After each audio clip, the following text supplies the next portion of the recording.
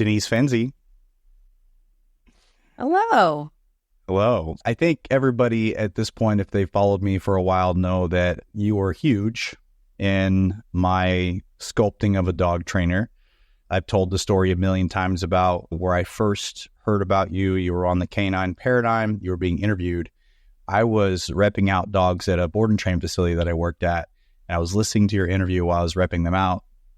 And you said a bunch of stuff that really stuck with me, but you said one thing that stuck with me and I stopped. And it was an aha moment, which is where you were talking about a dog that you had in sport, Champion, and you were talking about how you had a pulse on this dog for its career, its personality, its temperament. And when you retired that dog, you saw a completely different dog. You saw a new dog unfold to be more outgoing, more carefree, and you realized that although some techniques can be extremely efficient and generate an incredible performance, world-class performance in your case, but it can also be limiting to the dog. And that moment, I looked at a dog that I've been repping out for 3 weeks, and I realized that I was doing the same thing, that the dog was marching along at the speed that I dictated, the communication, the corrections that I was doling out. And in essence, I was making robo-dog, and it changed everything in a single moment for me.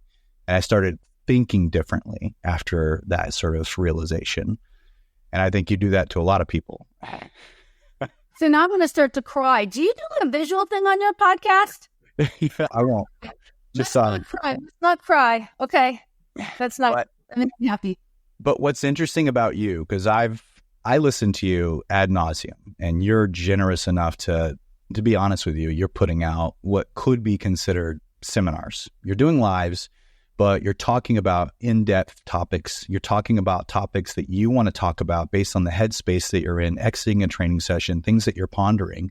And that might as well be considered a seminar minus the PowerPoint. Just and replace it with an IPA, it's a seminar.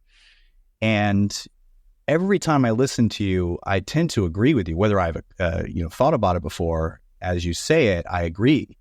And one of the interesting things about you is that when people start listening to you and thinking about the things that you're saying, although a lot of times you're steering people into being present, being creative, not necessarily needing to come down with a sledgehammer to get things accomplished, you steer them that way with logic. You don't steer them that way with compassion. You don't steer them that way with the typical script around being humane and having respect for the animal.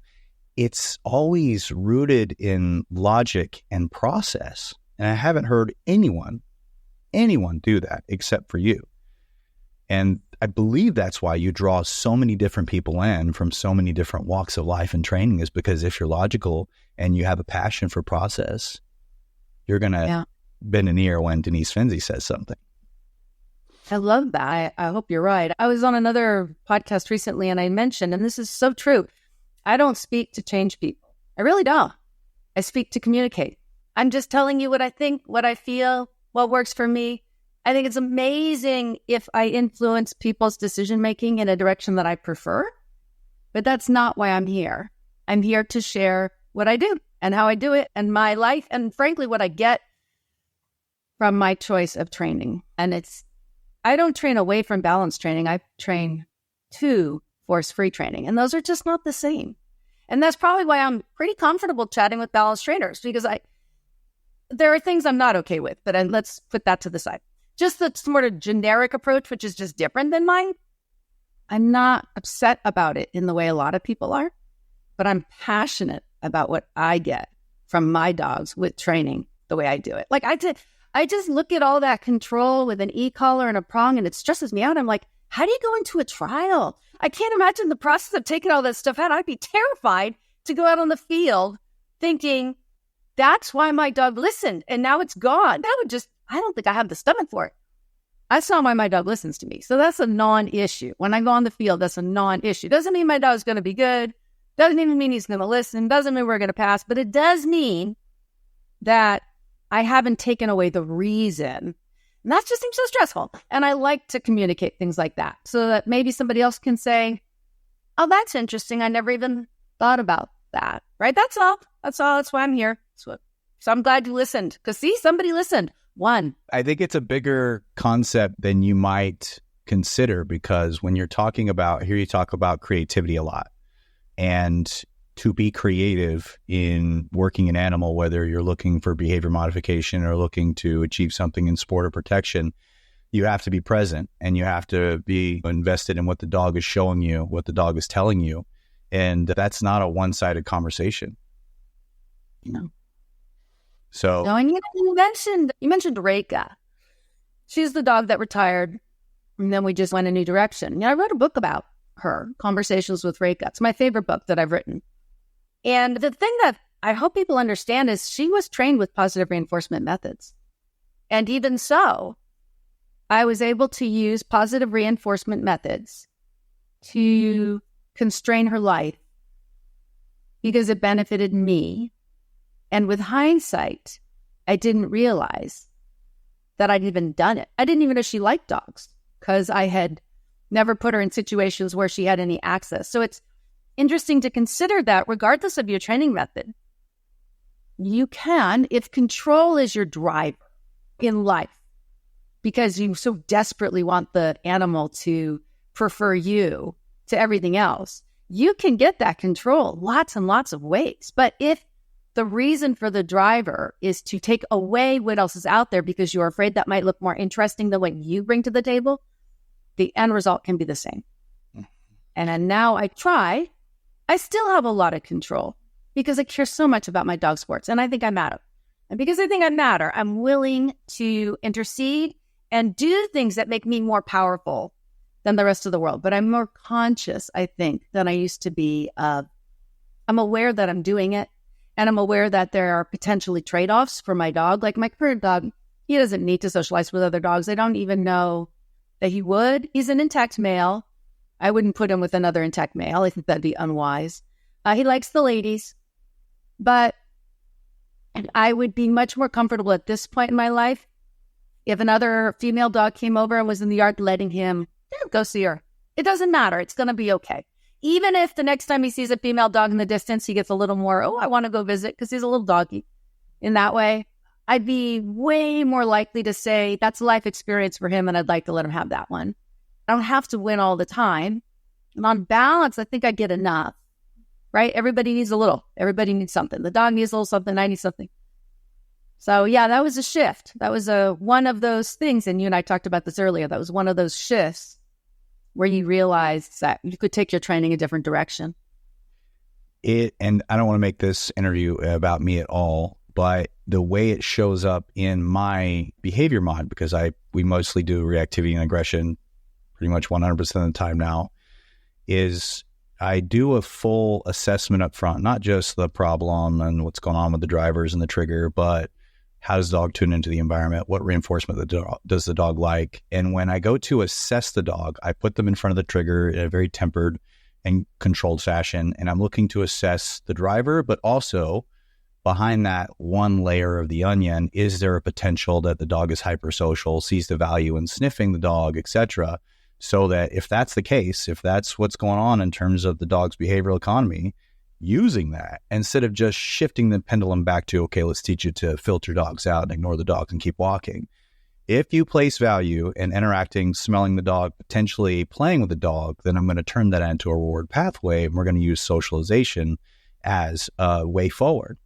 But oftentimes that is still very frowned upon, maybe a little too cavalier, because the typical response is just to teach your dog to ignore it. We call it neutrality, but a lot of trainers refer to neutrality as basically teaching the dog to filter out other dogs and triggers.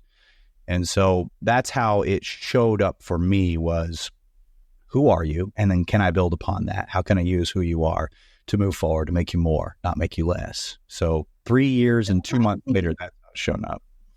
That reminds me of a concept I have, acclamation or satiation. So with some dogs, I focus on acclamation. The thing you want is out there, and the distance is great enough that you just adapt. And satiation is go for it. How much chocolate cake can you shove in, right? Just do it. Get it out of your system, right? And this often comes up with males around intact females, right? So what's your best bet? There's female smell and season around here, and it depends on the dog. With some dogs, tell you what, I'm going to get a book and a lawn chair. I used to call that lawn chair training. I'm going to sit here. I'm going to tie the leash to my lawn chair. You let me know when you've had enough.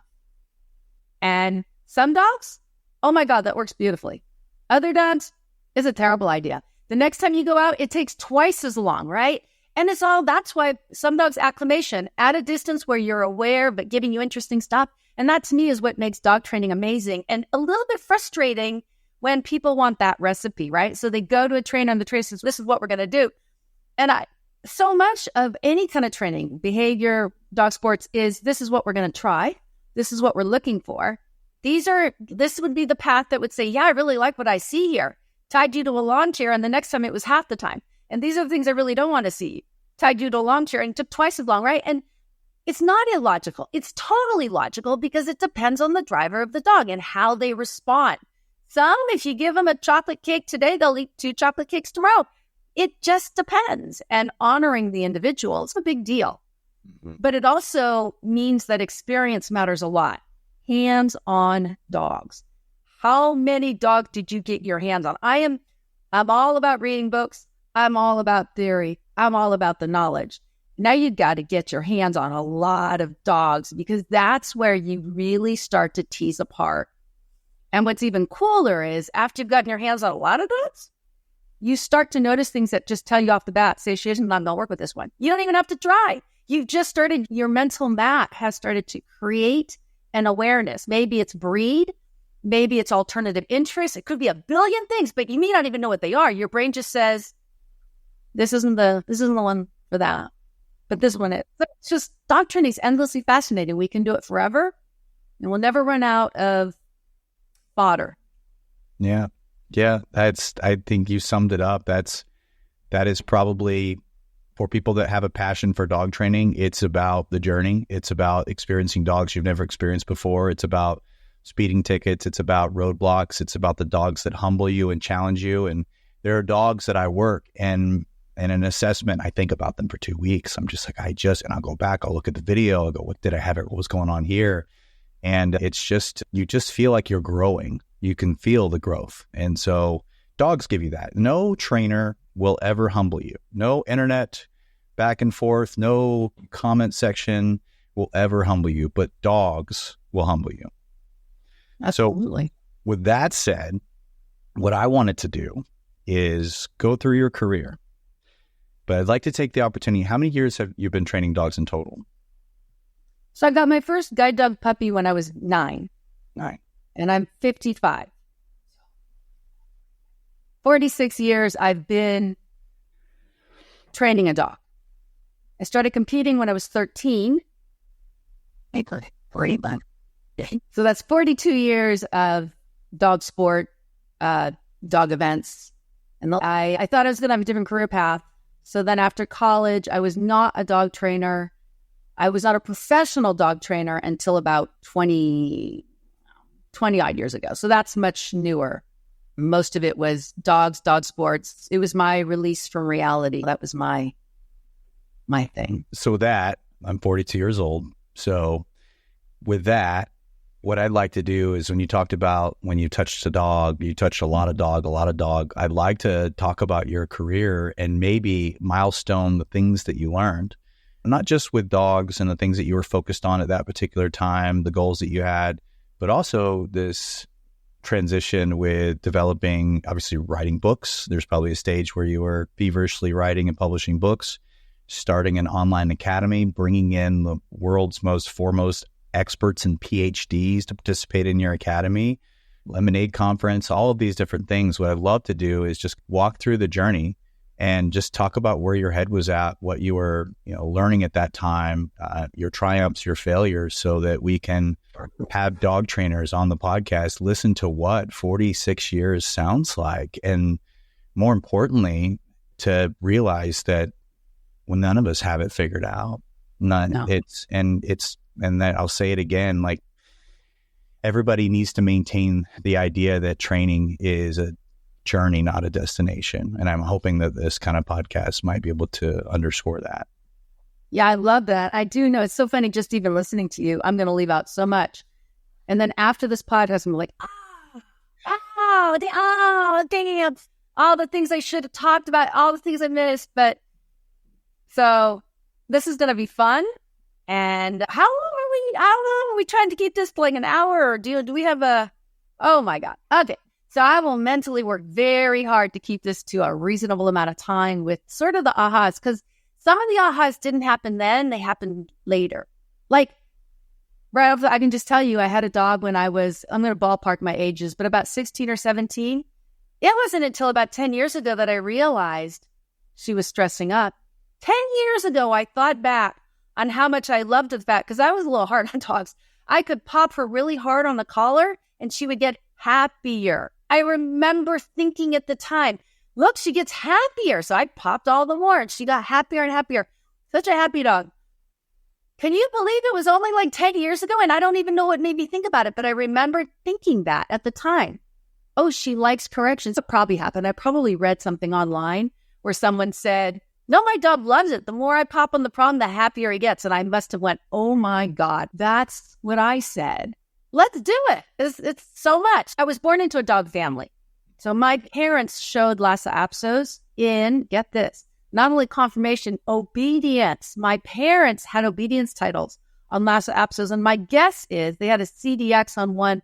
I knew of one UD on another. I have no idea if it's ever happened since. The titles are CD, CDX, UD, or they were at the time. So that was a phenomenal accomplishment.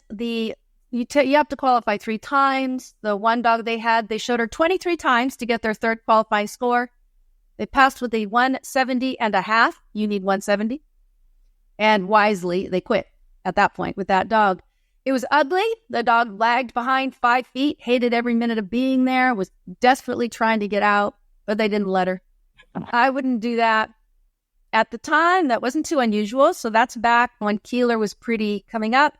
This, just so people know, was before prong collars. There was a time before e-collars and prong collars, and you know what? We were all just fine. But boy, we were pretty rough with those choke chains because that's how you train dogs. And my parents had these Lhasa Apsos, and I was getting dragged to the dog shows. You know how that goes. And I was in 4-H, and they said I could have a guide dog puppy. Well, I think I was 9 or 10, somewhere in there.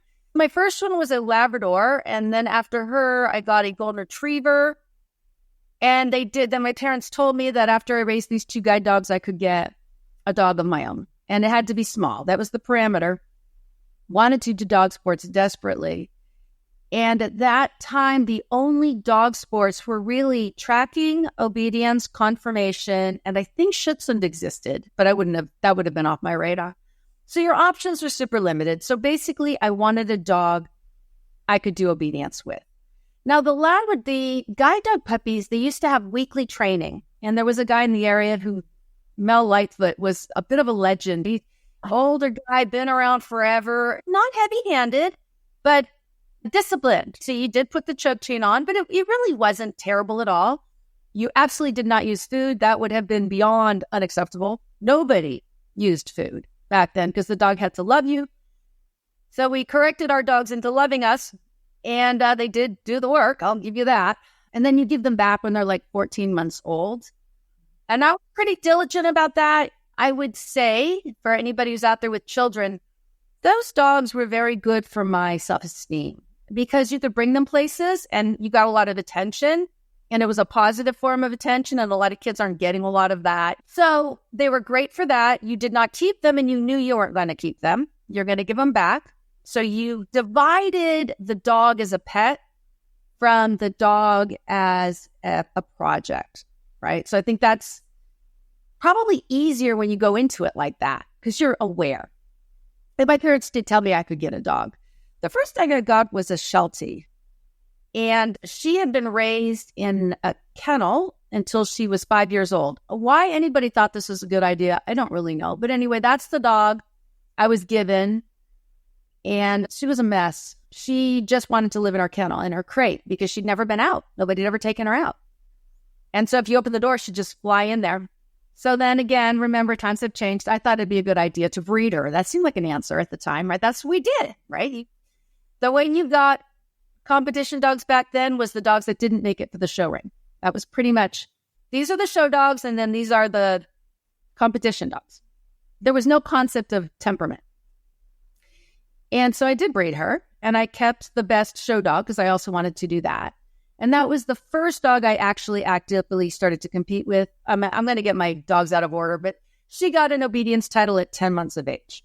So at that time, the most important thing to me was, how fast can you do it? So that was my point of pride. She's only 10 months old, and I whipped her into shape. She, in her first show, left the ring and ran all around the show. Now, remember, I'm just a little kid, right? So try to imagine this happening to you today, and then imagine yourself at the beginning of your teenage years. Could not catch her. Dog shows were much bigger back then. So I know why she didn't want to be caught. I would not have wanted to be caught either if I was her under the circumstances, because no 13-year-old should have that much power over anything, really. You just don't have the intelligence, self-control. And it's very easy to basically, when I get my hands on you, and I'm sure that's what happened, and worse, at that time, I would have been encouraged, right? Because that was a different time of training. And I don't remember the specifics. All I remember was being humiliated that my dog had taken off, had to be caught. But don't worry, I tamed her, and I got some obedience title or two on her. And I bred her, and I don't remember exactly what dogs, but the next set of Shelties I had, and I probably had 4 or 5 that I got various titles on over the next few years. So with hindsight, here are the things I really hold on to and remember. One was, for some reason, I wanted them to compete young. Maybe because I wanted to go to dog shows. I wanted fame or the equivalent of it when you're that age. I don't know. I often had 2 dogs in a class. I had terrible problems with sits and downs. And the solution to sits and downs back then, because you had to leave, you had to go out of sight. If the dog broke, you corrected harder. If the dog broke, you corrected harder. Then you had other people correcting your dogs. It was just the way we did it with a choke chain. And I would say, half the dogs I had would fail on sits and downs regularly. They would leave the ring. And now, again, hindsight, they were so stressed. And you put them in a lineup with a bunch of other dogs, and they are a smaller breed of dog. And other dogs are getting up and wandering around, and other people are correcting the shit out of their dogs and dragging them back into the line. And your dog is sitting there watching this going, some person just came over here and grabbed the dog next to me and was correcting it and shaking it. And what could be next? Like, your dog, those dogs couldn't really know that was the owner or that it was because the dog did something. All they knew was that this was a very dangerous place to be left. And I kept doing it to them. And so that didn't go so well. But by small miracle, I did get a decent number of obedience settles on dogs. And I wasn't high scoring, but I wasn't low scoring. It wasn't unusual for me to place second, third, fourth, not a lot of first, but low 190. So no tragedy. What kind of cool is that adults compete with the children. And I was usually the only kid, or maybe, 1 or 2, and you could win. And so that means a young person, a 14-year-old, could actually beat an adult, which is a thing when you're little, right? It's something. And I think that was probably a huge part of developing my self-confidence as a person, was that I was doing these trainings. It gave me focus every night. School could have been a shit show. I had a Can we swear on your podcast? Yep. Okay, just checking. Now I'm going to ramp it up. Now, okay. So anyway, I could go out at night, regardless of what happened. I remember going out at night and training in the dark, training on the sidewalk in the front of my house. And it was huge for me then. It's huge for me now. It's huge to be in that place. I remember having to find the dogs and drag them out of the house, which is horrifying for me now. It's just horrifying. And my mental model then was, I feed you, I groom you, I take care of you. You can give me this 20 minutes a day or whatever it was. I had never asked the question, nor do I know anybody else who ever asked the question, did your dogs want to do it? The question wasn't on the table. It was not relevant. It's like asking if your kids want to do their chores. It doesn't matter, right? It's just, you do it. And I would say I never heard anybody talk about relationship. That was, again, not on the table as a concept. You didn't have a relationship with a dog. You had a dog. It was a pet. It was like having a hamster, right? You had a thing And then you had obligation and responsibility to it around physical well-being. Many people back then were still letting dogs run loose in neighborhoods and such, but we didn't because our family was superior. So we knew not to let dogs run loose in the neighborhood, but we were a very judgmental family. So the dogs were physically cared for. They got vet care. They got not dog food from the store. They got good dog food, kibble, of course. They got trained. And never, ever did I hear anybody talk about mental health, emotional well-being. I don't think we believed dogs had the same emotional capacity. I'm not even sure we thought they had any emotional capacity at all. I think we might have been a little more in that Skinner-based time when that was back when human babies were raised and you were told you breastfed every 4 hours or bottle fed. And if the baby cried, you didn't pick it up because you would teach it to cry. So that was a very behavioral model in the human raising world. So you can imagine that if you brought home a new puppy and it barked, you smacked the top of the crate. That does work. So I don't think we even recognized emotional capacity at all. Forget caring about it. And as a result, it makes sense that we wouldn't have talked about having a relationship. Because if there's no emotional capacity, then why would you even have that conversation? So you got a dog because you wanted a dog. Euthanasia rates were through the roof.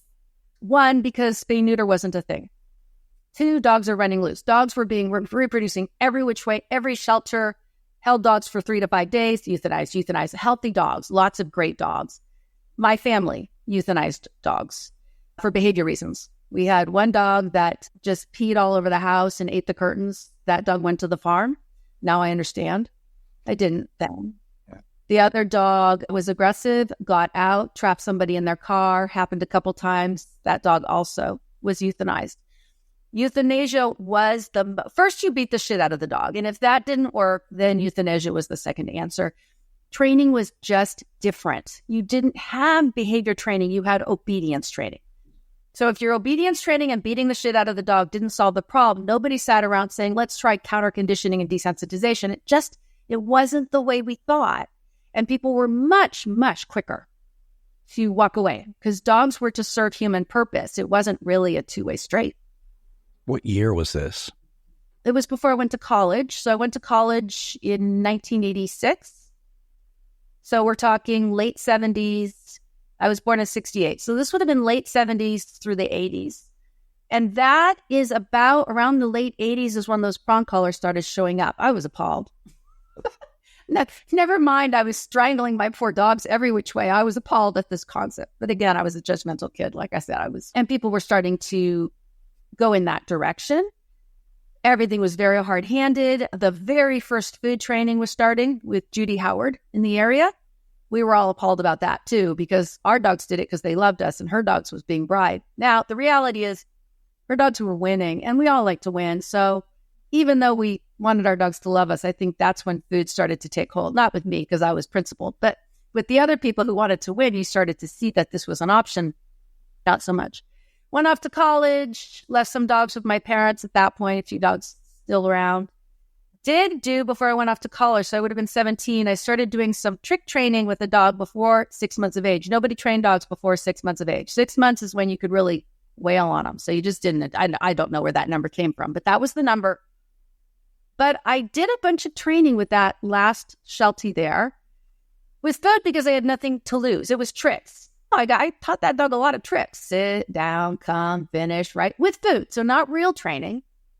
But no doubt when I got back, that dog had a much easier time of it. Because even though at 6 months I went to a more traditional approach, I think if I think about what I learned in that phase, the shelties, living at home, pre-college, it was how I think many people still view a dog. And that's as something that you own to your convenience, to what it gives you and brings to you. I don't fault people with that philosophy because it was my philosophy. And I really do believe we are so culturally driven that what our neighbors do, it's not that different than the way I visualize my cows and sheep now. I love my cows and sheep. I really do. I really enjoy them. But not to have a relationship with them, And I don't want them to suffer. That would be a huge difference between where I was as a kid. It's not that I wanted my dogs to suffer, but if I had to whip them into shape, whereas now I try to make sure that all of my animals are going to have an easier time, like I do cooperative care with the llama, so that when it's time to shave her and all, it won't be so bad. But at the end of the day, it's not about a relationship in the way it was. And I think that's how so many people see dogs. And so when I encounter people like that now, I do understand. I just have to go back to that time in my life and recognize not bad people. It's different. It's a different way of thinking. And it's pragmatic, very pragmatic. You don't fix and solve, you just deal with. And for sure, this is changing so much. The rescue community has gone the opposite direction. You can have extremes for sure. But that's where I was at. Went off to college, no dogs for a while, came back, met my husband, and now was in an apartment, couldn't have dogs, moved in with my husband. He had a house. And he said, I want a dog. I love dogs. I really want to have a dog. And he said, great, get a dog. And he traveled a lot. You'll be able to be safer. You'll feel more comfortable. And I said, yeah, but when I get a dog, it's not like when other people get a dog. And he said, no, I said, I really spent a lot of time with my dog. I love my dogs. My husband said, no, I understand. No problem. You absolutely should get a dog. So I got a dog. Ask my husband today. And he'll say, I did not understand. I thought I understood, but I did not understand what she meant when she said that. It's like the 1980s action film when the hero has to bust open the crate and the weapons are there and he's got a job to do. He didn't want to be that guy, but now he's forced back into that role. Yeah, he loved me, so shot a dog. And I'll give him credit. He loved that dog too. And we were young and active and no kids and I had a lot of free time. He was working like a dog, but we would go running every night with the dog out in the Stanford Hills behind. And I trained that dog his name was Justin, with a tennis ball. Because remember, he wasn't 6 months old yet. So I got this puppy from somebody who did a lot of dog sports. And I wanted a dog who could do everything. So I got a Belgian because they could do everything. And I wanted a long coat because I thought they were prettier than the mouse. So I got this dog. I banged on his crate when he barked and did that. But when it came to actually training, I discovered that I could use this food and a ball and get quite a lot out of him. And 6 months came along and he was doing great. I was like, damn, he's on track for his early titles and everything's good. So I kept going. I didn't get out a collar. 7 months, 8 months, he's still great. I had no philosophical opinion about how I trained, but he could do all kinds of cool things. We could go out running with him, and he could be 100 feet away, and I could say down, and he would lie down there, and that was pretty cool, right? And I could call him back, and I did all that with a ball. I'd just throw the ball. And he ended up, he's probably the most titled Tervuren of all time. He ended up with a breed championship, a UDT, so that's the highest obedience title. He was a high-end trial dog of the specialty. He had his tracking title. He had his FH, which is an advanced tracking title. He had his Schutzhund 3. He was a jack of all trades, master of none. Never want to work that hard again because he was not working bred. He was show bred.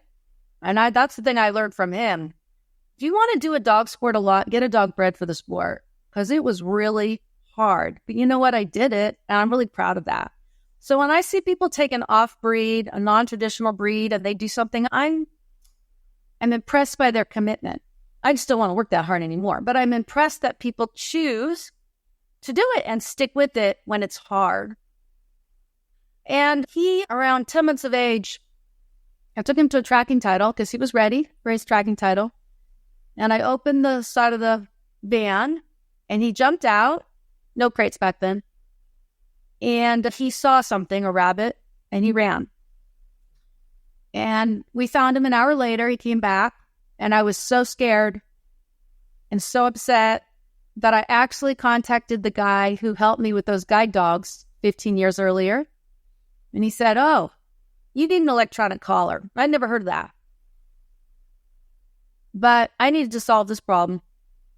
And I went out and I got a Tritronics e-collar. The remote was a foot high. The antenna was another foot high. The collar on the dog's neck must have weighed a pound. Had a big box on it with a big antenna out the back. You had 5 prongs. You put the prong in the collar, and then you put that on the dog, 1 through 5. 5, you hit your dog pretty hard. 1, I don't even know. You had to decide before you put it on the dog because you couldn't change it. There was no remote. You just push the button. There was no adjustment. So I just started with 5 because I needed to get the job done. Took him out in the hills. He chased a cow. I knew he would. Pushed the button. Nothing happened. Nothing happened. Nothing happened. Nothing happened. Nothing happened. Yeah, dog is screaming. Dog keep it. Good. Now, I don't remember the exact training process, but over the next couple of years, I was able to use that collar, and I could run him in different areas. And when I said come, he came back. And I didn't learn anything about distances or threshold. I didn't even know any of those words. I had no idea how to train him for real life, not to chase. I knew how to train him for dog sports, all the fancy sports and all the fancy things, but I didn't know how to do that. And one day I was out walking him at the Stanford Dish. I was actually on the campus, and a fox. When you have a fox on a college university campus, fox runs. And I called him, but he was too hot on the fox, and he got hit by a car. He was wearing his e-collar, and I had that remote. But you know what I learned from that? I did use e-collars after that, but let me tell you what I learned. I learned there's no guarantees. And when somebody tells you that this tool, that tool, this training technique is going to solve your problems and it's going to guarantee them, I'm going to say this. There are no guarantees. I don't care what equipment you have on your dog, what training you have. Every single time you walk out your door, you're taking a chance, you're taking a risk. It's up to you to make decisions about that. I still run my dogs off leash where there's wildlife. I still do that with my current dogs. The difference is I know things now, and I know that no matter how good my training is, it can fail. It doesn't matter how I choose to do the training, it can fail. There are no guarantees. There is just better training, worse training, more training, less training. But most important, there's paying attention. And what happened back then is I had become relaxed. And because I didn't have any knowledge about who he was, because the collar controlled him, I didn't really know what would necessarily cause a problem. I didn't know that you have to pay attention because if a dog starts to chase and gets within a certain distance, it actually doesn't matter anymore what you do. It's past that point, right? They don't feel, they don't think, they don't hear anymore. And so he lived, but I didn't, with hindsight, I did not attribute it to e-collars or not because I didn't think that way back then. But what I did learn is that there's no guarantees. And I've really held that to this day. And back then, I didn't understand about thresholds, distances, counter conditioning, picking the right environment. I didn't learn any of that back then. I didn't have a base to build. I know it now. From that dog, I did title him very early. And by the time he was, 4, I think I'd done most of the things. He was very much like a family buddy, a family pet. My husband used to take him out on bike rides, and he was just great. He was like a boy dog. That's what we used to say at the time. He was a boy's dog. We used to go out, and except we were adults. We were just pretending. I used to skateboard through Palo Alto with him pulling me. So much fun. My God, I had a good time. When you're 25, you're not as afraid of falling off the skateboard and breaking all your body parts. But so I took full advantage of all that. When he was 10, 11 months old, I thought he was pretty well trained. Did my tennis ball thing, did my food thing, had not used corrections, not for any particular reason, no philosophical thing. Got the e-collar for the chasing, and then I decided to take him to an obedience class to get him ready for a dog show. And I remember walking in and being appalled at my beautifully trained dog dragging me around, hyper, trying to get to the dogs, panting. Now I understand. Now I look back and I say, oh my God, I thought that just because he was beautiful in my front yard at home and when I was out on these trails, that he was going to be able to do that everywhere. I had zero concept of generalization, none. And because for matters of convenience, I had trained him alone and at home, he hadn't been raised in that environment. And now I think how much time I spend on those issues, environmental generalization. And I recognize that a sit in the house is not the same as a sit in my yard, is not the same at the dog shop, but I had no concept of it. And that is when I went to compulsion with that dog. Because he lost control, and I said, now he's going to have to learn that he doesn't get to choose when he's going to obey. He's going to obey because I told you so. I had no concept that he really he could not function. He could not do better. And so I don't remember how I approached it, maybe a prong collar. I don't remember, a choke chain or whatever. But I imparted to him the message that you were going to have to do this work everywhere. And then I started going to classes and correcting him during classes and getting what I wanted in those. I still use the ball, though. I still used it as a motivator. And I probably didn't have to do a ton of it. I just don't remember now. It's been a while. But probably all that pre-work I did set him up to be in a good space to more quickly adapt. It would have been much worse if I had taken him to puppy class at 6 months of age, and now we're going to learn sit, and now we're going to learn come. That would have been way more brutal. But he was a sturdy boy. He was resilient. He put up with me. It was okay. We had a career. Did you switch, when you say you went back to compulsion, were you still bringing in the ball as the reinforcement and then utilizing compulsion to, okay. Yep. Yeah, and I'm frankly, there was, I don't remember any talk of positive training, balance training. I don't even remember that conversation. I don't even think it was taking place. If it was, I was unaware of it. I was just training my dog, and other people were just training my dog. Their dogs. Nothing did happen with my dog. I'm so sorry. What year was this that we're at right now? All right. So I started Shipson. So he would have been, if I was 24 when I got him, that would have been about when I was 28, 38, 48, 58, about 25 years ago. Maybe a little more. When he was about 2, I decided to try Shipson. And I went to the local Shipson club. And so that would have been, 25, 30 years ago. And I saw training like I had never seen training before in my life. Oh my God. They were hanging dogs by no prong collars, choke chains, hanging dogs, helicoptering dogs. I just never seen anything like that. I had seen kind of standard AKC jerk and pop, jerk and praise. That's the phrase we use, jerk and praise. I'd seen that. I'd seen people drag their dog back to lance. I had never seen what I saw there. It was all German Shepherds. It was heavy on one person's breeding program. It was run like a military school. Everybody in a line, forward. Everybody stop, forward, about to. From the time that collar went on the dog at 6 months of age, this is how they did it. It was pretty bad. It was pretty bad. I know training like that still exists. It was so bad that me, with zero thoughts, principles, ideas about being kind to a dog, looked at that and said, oh my God, that's not how it should look. And that, because I'm oppositional, caused me to want to show these people you don't have to do that. And at this point, he was well on his way in AKC.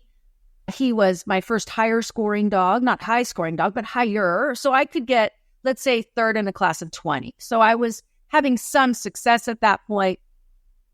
And it wasn't that I was opposed to correcting my dog. It wasn't. I just looked at that and felt like these people are awful. And so I started to consciously, in front of them, make sure that I was on the very soft side.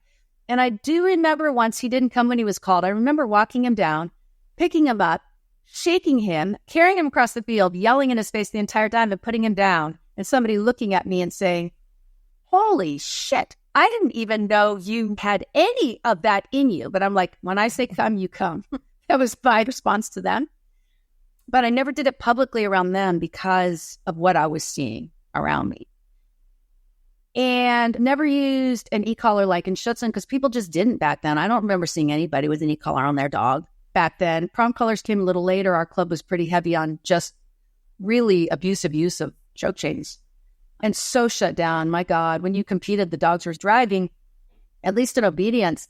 My dog looked reasonable. He wasn't like my dogs now, but my goodness, it was nothing like what I was seeing out there at that time. And I think that was when I really started to be aware that there were things going on out there that I didn't know how widespread it was, but I believe my Schutzhund Club was the biggest one in the United States at that time. So it was a big club. And I just was a little bit gobsmacked that people were treating their dogs like that severely. And I guess that's when I started to change, not philosophically as much as trying to more consciously use less force. But again, I don't remember any conversations about this. I don't remember it being a thing. It probably was, but I was not aware of that. Then I bought a Belgian. I wanted a working dog, and a friend of mine suggested I get a long-coated Malinois. So a long-coated Malinois is a Tervuren in every part of the world except for the United States, pretty much. In the United States, we separate them by breeds. And as a result, it's more complicated than I'm about to make it. So before somebody starts yelling, that's not true, just work with me. For the most part, the long coats in this country are show line dogs. And for the most part, the Malinois that are short-coated that are working come from many generations of short-coated working Belgians. As a result, the temperament has diverged. They've been bred for different things. I like the look of the long coat with the temperament. I wanted that short coat work. Every once in a while, short-coated dogs carry the gene for the long coat recessive. That means 2 Malinois can be bred and produce Tervuren. In Europe, you can buy those dogs, and at that point, you were allowed to bring them back to the United States as imports. I'm skipping a few dogs because things got complicated, but that's okay. Until I went to France and did that, you were not allowed to do that. AKC would not let you bring back a Tervuren from Malinois parents unless it had a 3-generation Malinois Tervuren pedigree. That rule changed, and that opened up the possibility of getting a working dog with Malinois parents or close in Tervuren. And I did that. I went and I bought a couple dogs because I wanted to start a breeding program revolving around work. And so one of those dogs was Soja, who is the mother of Reika, which is the dog we talked about earlier. Soja, I always have a hard time remembering what I did when, because remember, it wasn't philosophical. So people say, when did you cross over? I don't know. It wasn't like that. I just used less and less compulsion because I didn't need it. But I do remember, at least sometimes, I must have corrected Soja. I never have used e-collars in performance work. I was using them in life, but I just never did. I probably crossed over hardcore with Reika and Kisu.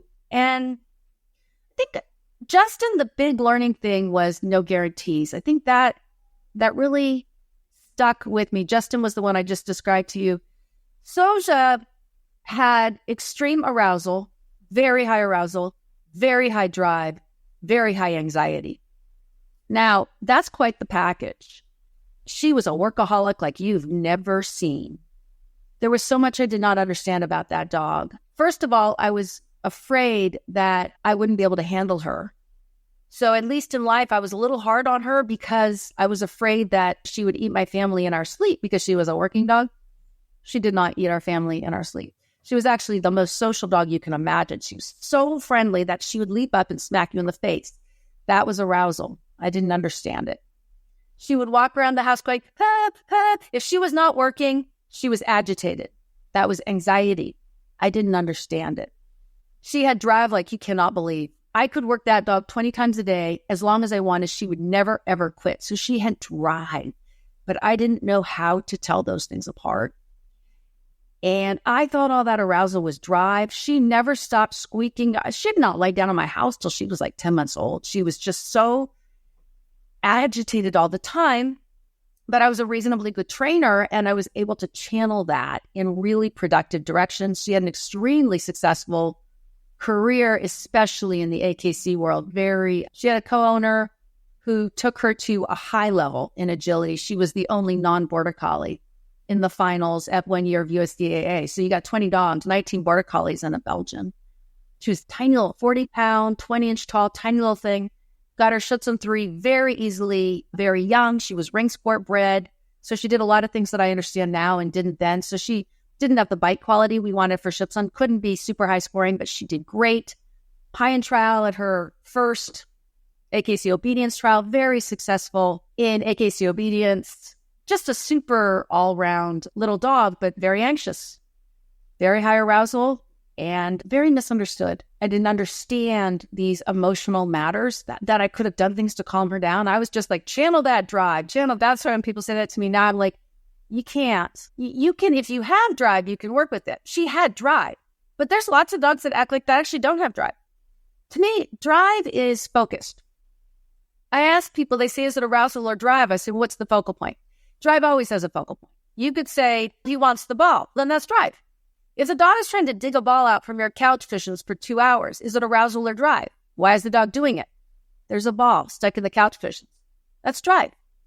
What if the dog is running around your house for 2 hours? I say, why is the dog running around? I don't know. That's arousal. If you can't define a focal point, it's not drive. Drive has to have a focal point. That dog, she had the whole package, but I did have the sense when I bred her to a very even-tempered, clear-headed boy that I brought in from Finland to breed. And I bought another dog from Finland, Kisu, super clear-headed, calm, lovely little lady, did very well also. I'm pretty sure I did not use compulsion in obedience or protection. But in tracking, I probably used a prong collar because that's what we did. And she was a 100-point tracking dog. She would have been fine with or without. But again, you know what? You live and you learn. I knew I didn't want another dog that was hyper like Soja, so I would have described it at the time as I wanted less drive. Now I would say I want all the drive you could possibly heap on my plate, but lower arousal and a clear head. Clear head just means the dog can think when things are happening. They can process. They can still be operant, even when there's a lot going on around them. They can recognize if-then statements. Dogs that are high in arousal can't, because they're so far out of their brain that it really doesn't matter anymore what you're doing, positive or otherwise. They just can't. They really can't function anymore. Kisu was, let me think, Soja. Reika was my first watchdog obedience champion. People say she's the first positively trained watchdog. Maybe. I don't know. Who knows what people are doing? You can say what you want. There could be somebody who was quietly plugging away at it. I don't know. But it was by that point, by the time I got around to Kisu and Reika, I was consciously committed to positively training my own dogs, but not other people's dogs. And this is probably worth a minute of explanation. I was teaching seminars around the time I got Reika, Kisu, right in there. So that would have been, let's say, 20 years ago. I became a dog trainer. I actually have a master's in public administration. The reason I stopped is I had a baby. My husband made real money and I didn't. You don't make money doing public administration. Somebody had to stay home because this was one high-maintenance baby. And that was me. And I was going crazy. I'm not cut out for stay-at-home parenthood. And somebody said, but I would take my baby out in a pack with my dog and go tracking out. I was at that Schutzen Club with my baby in the pack. I was 8 months pregnant trialing for my titles. There was no stopping. God, I'm amazed by that drive now. Now I'm like, that couch looks good. It's a little rainy outside. But back then, I had drive. So I had a baby. I did not stop training my dogs. I went to France when my baby was 4 months old to buy a dog. Breast pump the whole way, food in the freezer. I was gone 48 hours from the time I left here. Then the airline went on strike. So I'm like trying to get on another plane. Where's my breast pump? Puppy in one hand, traveling alone. Get to Boston. The flights were so messed up. I ended up in a hotel with this tiny little puppy where you can't have a dog. So I had to keep it quiet. Oh my God, what a zoo. But I had that kind of drive. And my older son, Nick, was raised with Soja. My younger son was raised with Reika. They're 3 weeks apart. I had the litter and I had my human child. 3 weeks later, what moron has a litter of puppies when they're 5? What made me think it was a good idea to breed her when I was 6 months old, 6 months pregnant? I was bottle feeding the wing one like days before I was going to have a human child because the puppy was not doing well. She was 4 ounces. She was a tiny little mouse. I'm going off track a little. So, gosh, where did I go? Oh, so with Kisu and Reika, I started teaching seminars around 20 years ago, and motivation seminars. And in particular, I was talking to like agility people and obedience people about doing things in a fun way. I wasn't really talking to Schutzen people at that point. And I had enough success at that point. I think I probably had 3 Schutzen, 3 dogs by then.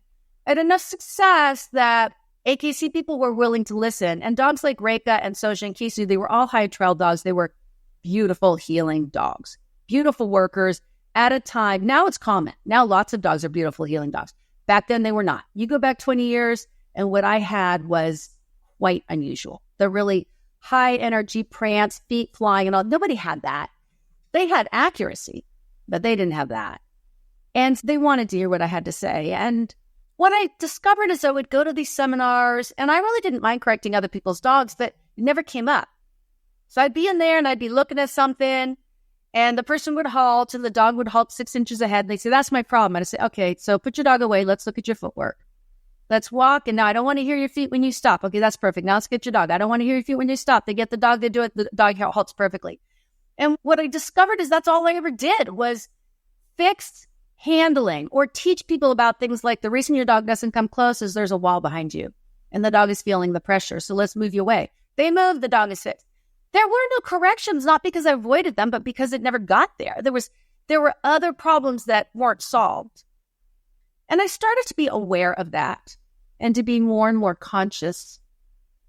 And that's when I really started to think about things. I'd also had an episode several months earlier. I was working with somebody's German Shepherd at the Schutzen Club, and it had a recall problem. The dog would just wander off in training. And I said, we can use an e-collar and solve this. And we did. And the dog, I didn't know this. The problem was the dog was leaving training. It was avoiding. It was anxious. It was scared. And I did not understand anything about these things back then. I didn't understand body language. I didn't understand that a dog would walk away out of stress. And we used the e-collar and basically taught the dog to be afraid of trees, because I used it when we were near a tree. And that was the association the dog made. And I was smart enough to figure out how that happened. Doesn't take a rocket scientist to figure out how that connection made. To this day, that upsets me. To this day. And the reason it upsets me is that dog was already in distress. And that's why the dog was leaving us.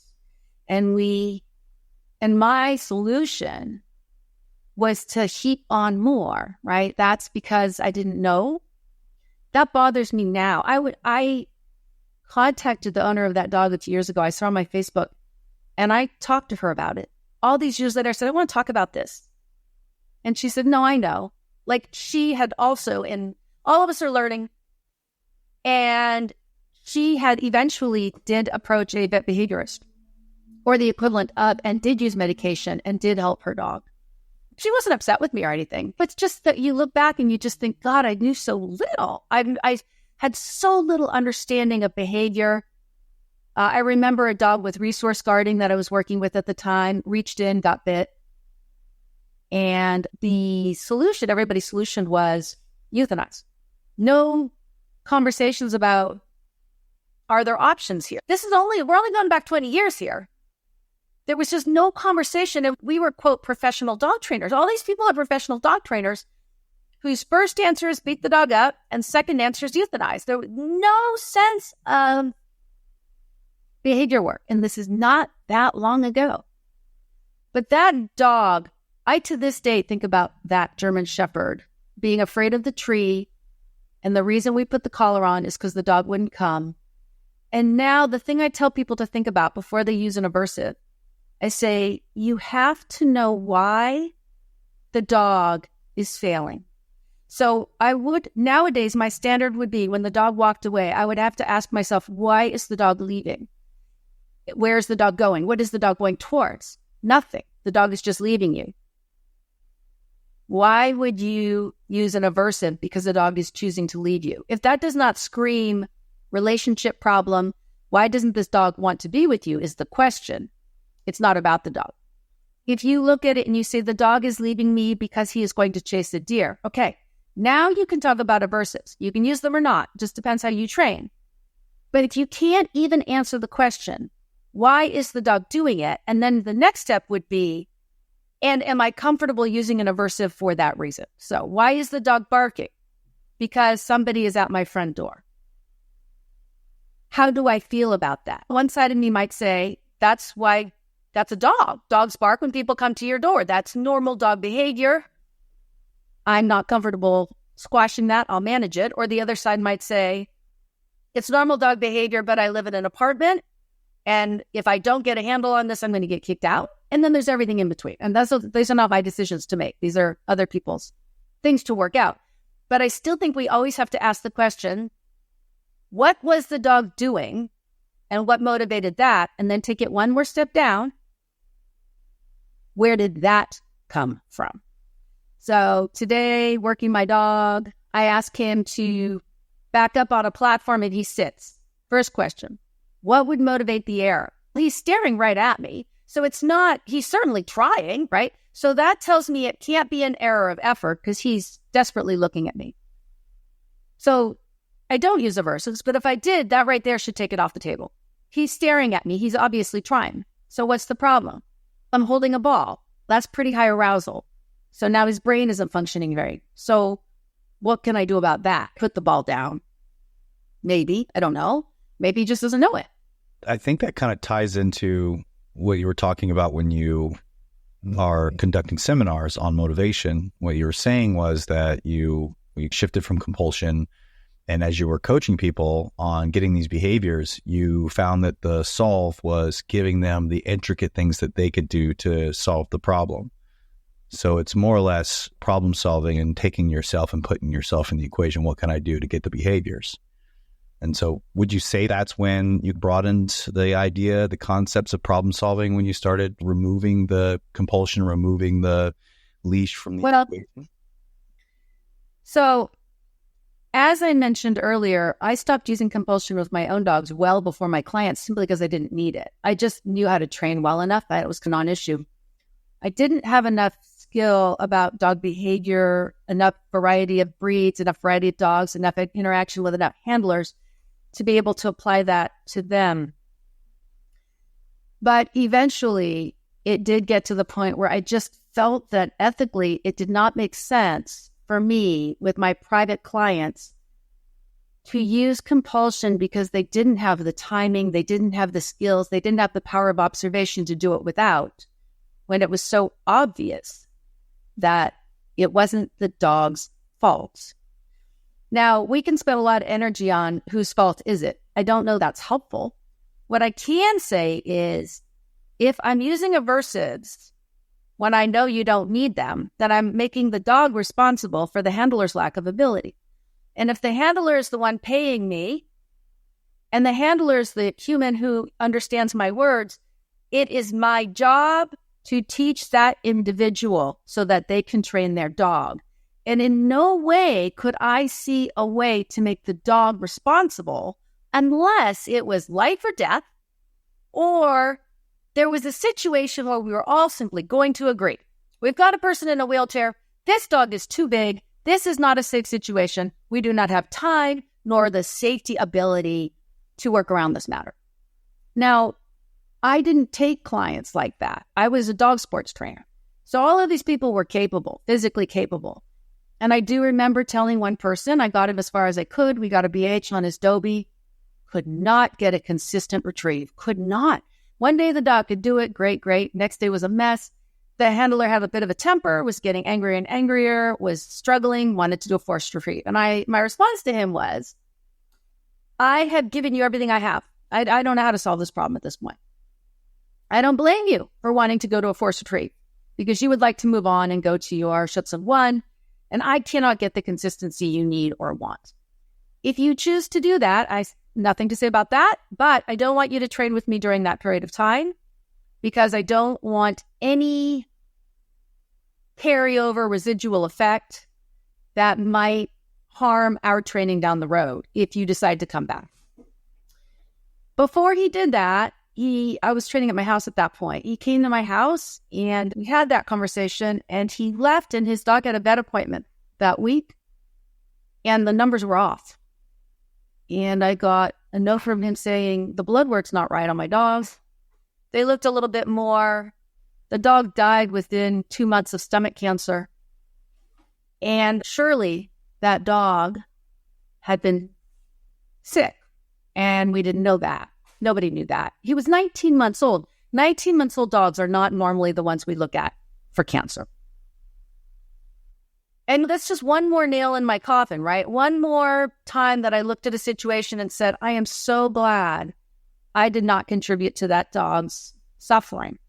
I've had that experience. And if you talk to any trainer of more than 5 years in dog sports who uses a range of methods, without exception, if you ask them, they will be able to tell you about a situation where there was something they didn't know that they found out after the fact that changed everything. It could be a dog ripped out a toenail they didn't know. It could be a dog had some internal disease they didn't know. I can't think of a human being that I have interacted with in dog sports that has not had that experience of something they just didn't know. And they did things that they regret because they didn't know. They did a force retrieve and then they found the cracked molar, right? I just can't think of a person who corrected the dog for not going over the jump and then later on they found out the dog had diseases.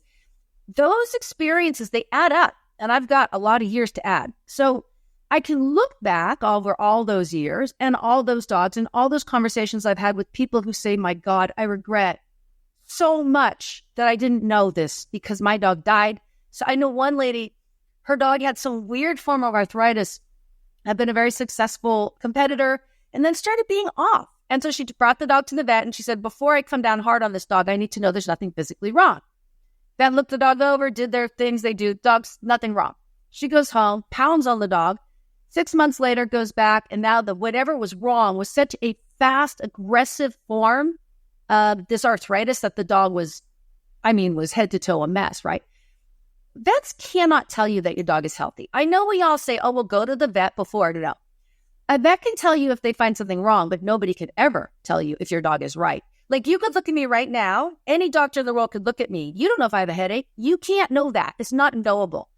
Unless you're going to be getting out MRI machines, CAT scans, and everything, you can only rule out specific common things.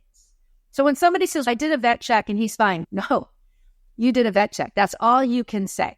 You can say you did a vet check and you didn't find the things you looked for, but you can't know. You can't. I know about the police dog that had a brain tumor.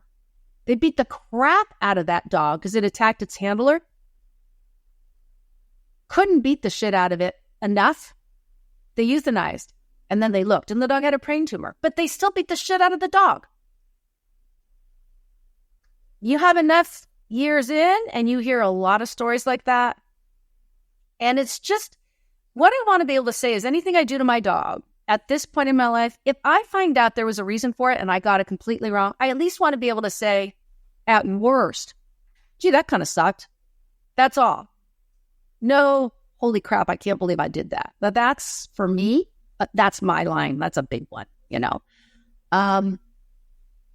So that shepherd with the e-collar around the tree, that one stuck with me. That Doberman that died of cancer, that one stuck with me. We had a student, an FDSA student at the school. Her dog was 4, died of cancer. And nobody ever did anything weird to that dog. But just that knowledge that there's so much we can't ever know stuck with me. All those seminars, all those dogs that there was nothing wrong with the dog. There was a problem with the training. And the problem with the training was lack of knowledge of the handler. And that's what I was there to fix. And then you hope for the best. And then finally, it was just, I can't do this anymore. I'm done using compulsion of other people's dogs. And I'll say this, I got a lot smarter that day forward, because when you no longer are willing to push the button when somebody's dog doesn't go down fast enough on the send away, because that was my job, boy, do you get smart fast. Because they still expect you to solve their problems. They're not paying you to be nice to their dog. If you are a dog sport trainer, they are paying you to progress their training. And I started thinking and listening, and I perform well under pressure as a dog trainer. If I'm in a seminar and you come to me with a really bizarre problem, that's when I'm most likely to be able to come up with a solution. Don't give me too much time to think about it. And suddenly I just didn't have the same choices anymore. And my training capacity skyrocketed. My ability to read situations, to make connections, to just try things out. I have no issues being wrong. So I tried this. That didn't work. I tried that. Never want to see that again. I tried that. Oh, hey, that might be the potential. That might take me there. And that really, when you take options off the table, you get, I don't know, necessity really is the mother of invention. That's my belief. I actually believe that expression. I know that during COVID, when a lot of dog trainers were going to lose their businesses, there's a whole lot of dog trainers online now. They could have gone online anytime in the last 10 years. I opened my online school 10 years ago, 11 years ago. They could have done that. They didn't. Why? They didn't have to. When you are forced, when your back is against the wall, now you put in the time. Now, because I know people say, oh, I'd love to learn. No, you don't. People don't like to learn unless they have to. When you're pressured, when you want something, when you want a goal, when you want to reach something, people really don't like to learn then. They like to learn when they're all relaxed and it's a little tiny incremental change. That's how I learned. Incremental change over a really long time. I don't like to learn when I don't have the solution to a problem. I hate it because I don't know what to do. But when I come through the other side, if I come through, I don't always. If I come through, then I'm like, damn, I'm so glad that happened because I know these things now, right? Sometimes I don't come through though. And that's just the way it is. That's okay too. But sometimes I do. And then I know more. If I was still training the way I had 20 years ago, I would know those things plus what most other people know. But right now, I think I know a lot of things that a lot of people don't know. It's not that I won't tell them or share. I'll share anything, but I'm just sitting in my yard training my dog, figuring things out all the time and trying to make connections that work for me. And if somebody asks me, I'll tell them. But what if they don't? I mentioned this the other day, dog didn't sit all the way. And I said, what's more sit than sit? Beg, sit up. If you halt and tell your dog to beg and you do that 4 or 5 times, then when you halt, your dog will anticipate begging. So they'll sit with their butt down. So now you got your proper sit. You tell your dog to down, the elbows are hovering. What's more down than down? Put your chin down, right? So do that some number of times. Now you say down, the dog anticipates the chin down, so their elbows go down. Little things like that are principles that can apply to almost anything. Now it's just a matter of looking at your training and asking where they apply. And I look at all these things now, like dogs that they're healing, and then they spin around, they go to the other side for the reward. Man, I've been doing that so long. Like, I look at that, and that's just a entry-level basic technique that I never saw anybody do 10 years ago. And now everybody does that. Why? Because people have learned about reward position. Where did that come from? The positive reinforcement community.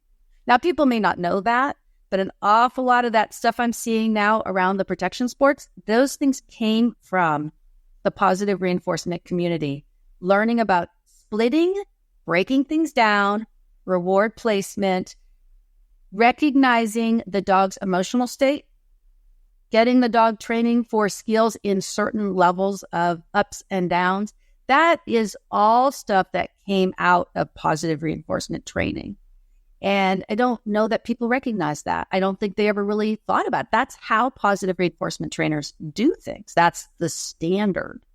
And it was the other day that I suddenly realized, oh, I wonder if people even know where all these little things, dogs circling around the handler, orbiting so that they won't forge, going between your legs for faster recalls, straighter recalls, a lot of that stuff. That's where a lot of those things came from. Why did they learn it? Because they didn't have a choice. If when your dog forges, you can't correct them back, you learn about things like reward placement because you have to. And so now, you did it. You brought up other stuff, books and such. I remember a friend of mine about 12 years ago saying, you're going to write a book. And I said, I am not going to write a book. And I wrote a book about a year later. Somebody approached me and said, do you want to write a book? I have a crazy idea. And I said, yeah, that's scary. And she says, I know. I said, okay, let's do it. And we did. And then I wrote 10. So I don't know, that I guess was my writing phase. I don't write anymore. I actually have a couple books on my computer. I don't even remember what they're about. I wrote them and then I never published them. So they're sitting there. You mentioned, I wrote a book called Train the Dog in Front of You. And that came at a time when I was really thinking about things like acclamation or satiation and looking at the extremes. When do you let a dog look around? When do you focus them on you? And I was just really conscious. So I wrote that book when it was in my head, because I tend to work with whatever's sitting in front of my nose at any given time. I started the Academy because there's 2 reasons. One, I was asked to teach a class, I think on Play, on another platform for another lady, and I did it. And I was amazed I didn't know if anybody would show up. And they did. They showed up. And I was like, wow, this was fun. and it was warm and dry in my house because after training outside for 15 years, I was a little tired of being out in the cold, a little tired of being out in the hot. And frankly, I wasn't even enjoying training my own dogs anymore because after training other people's dogs all day, I was trained out. And I asked her, people had a hard time finding me because it was an agility platform. And I said, would you be interested in maybe changing the name so it would be more inclusive so people could find me?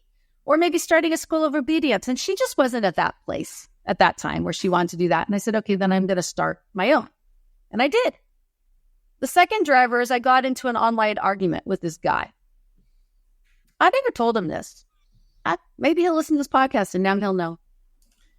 So we got into an argument about the force retrieve. And I was saying, bullshit, unnecessary. And he was saying, absolutely must be there for every dog, no matter what. And we got into one of those online fights. You'll love this because this is not me today, is it? We got into one of those online fights where everybody's in the gutter together. And I was in the gutter. He was in the gutter. And everybody else was just eating their popcorn watching. 3 days of that. And I remember on the third night, I couldn't sleep because would have said, could have said. And then I realized I was completely ruining my reputation by doing this. And people are watching that. And it's so far video after video back and forth. And I have my dog retrieving a surfboard. And it was somehow in my brain, it finally clicked that all I was doing, I wasn't changing anybody's mind.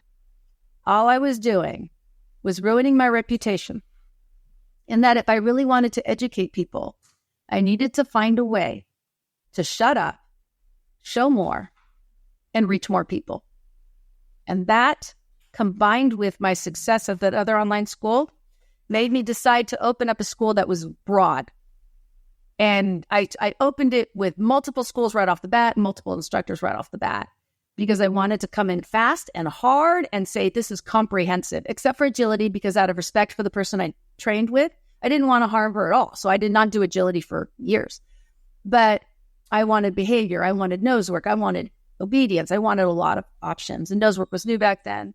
And that's what I did. And I keep thinking I should send that guy a Christmas card. Thank him for moving me forward in my path. And I will say that I have never gotten into the gutter like that since that happened. Never. That doesn't mean I don't make bad decisions. That doesn't mean I don't make the occasional slightly snarky comment.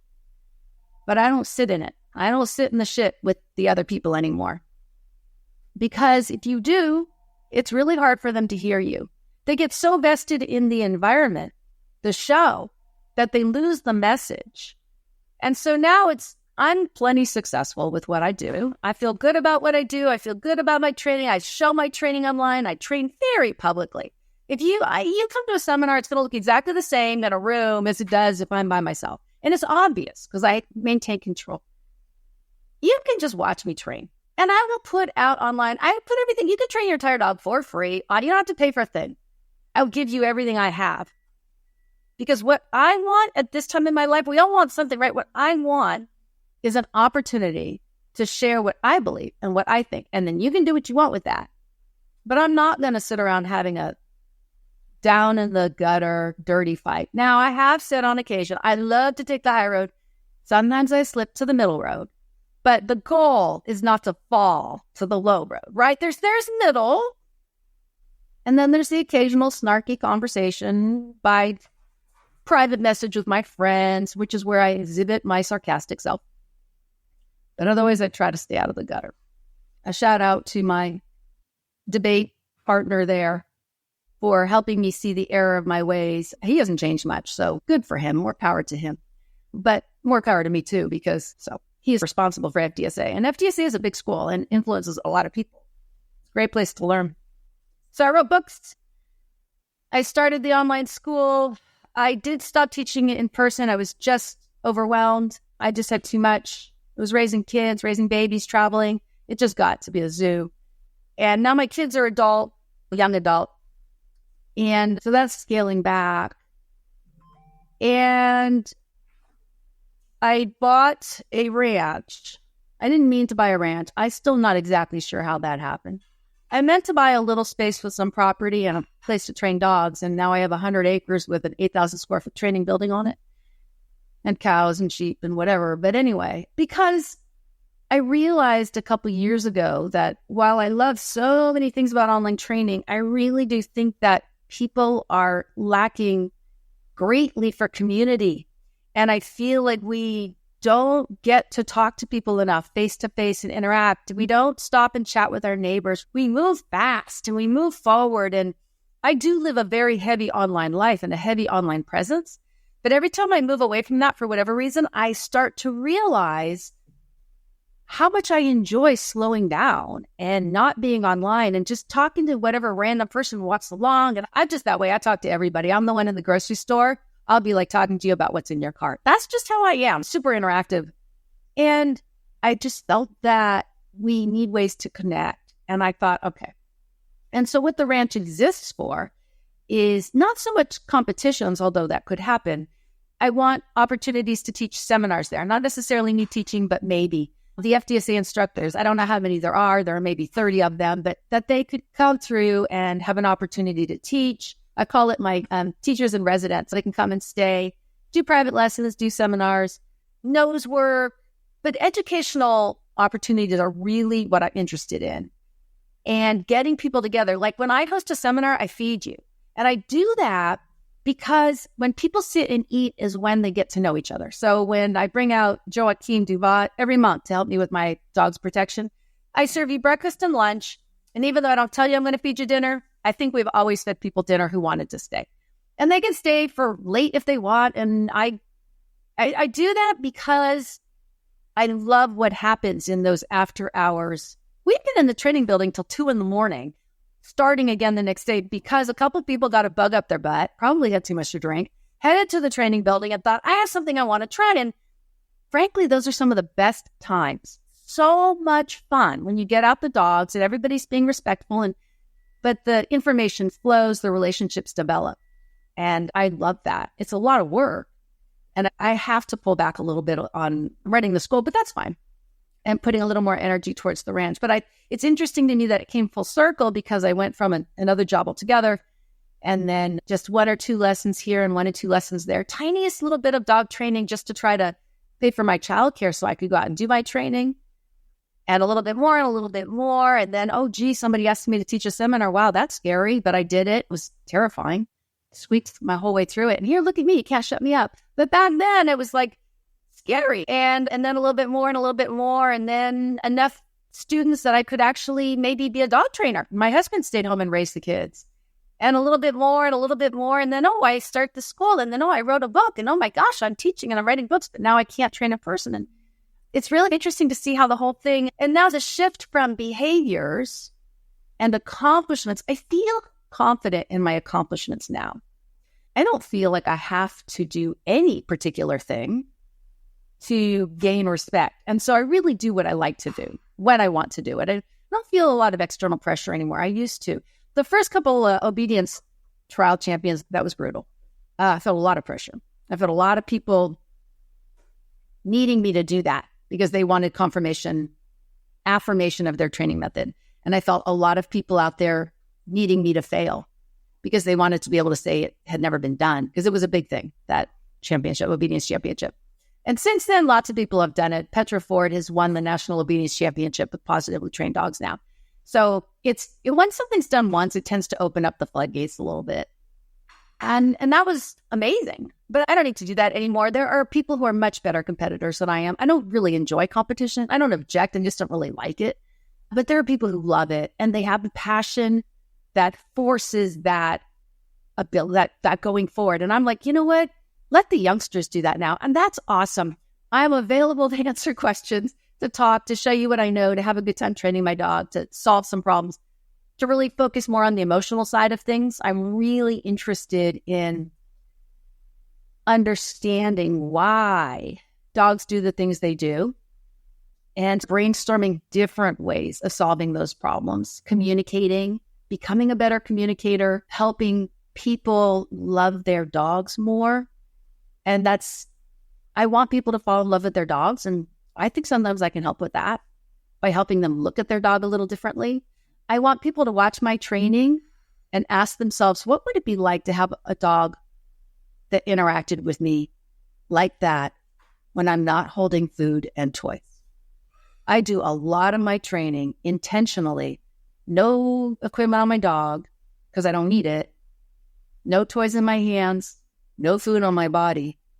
I want people to look at that and say, that's possible. She's doing it. And that's why I do a lot of unedited video. I do long, there's a minute. That's possible. That dog's not looking for the ball, not looking for the toy, not looking for the food. How did she do that? How does she kneel down and her dog just leans up against her like that? I want that. What you don't see is that my dog's like that in the house, coming in the door.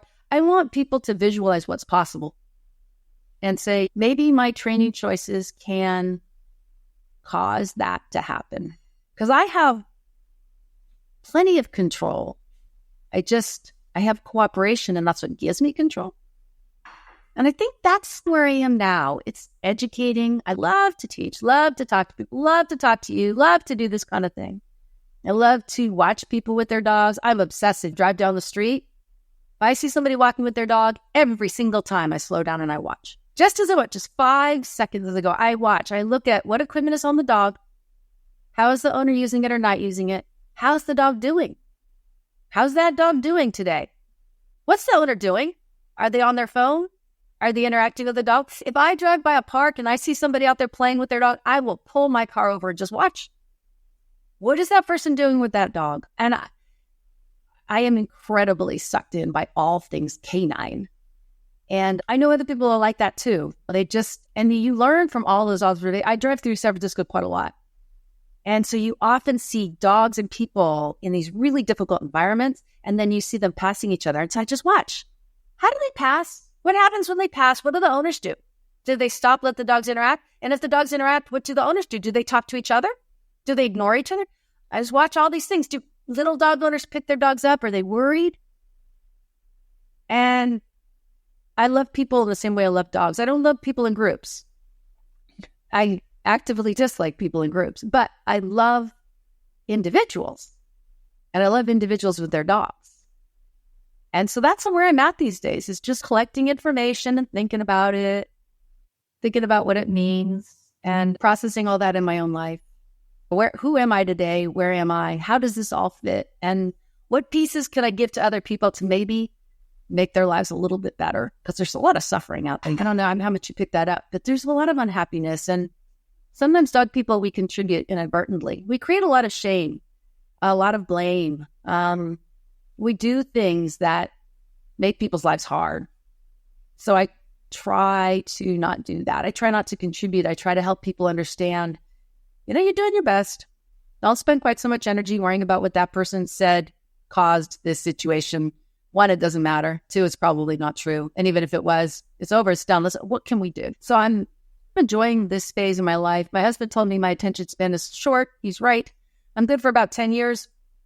I don't know where I'm going to go next, but right now, that's where I am. I've got my little terrier dog. He's 10 pounds. He's my little buddy. And then I've got my big guy, Zen.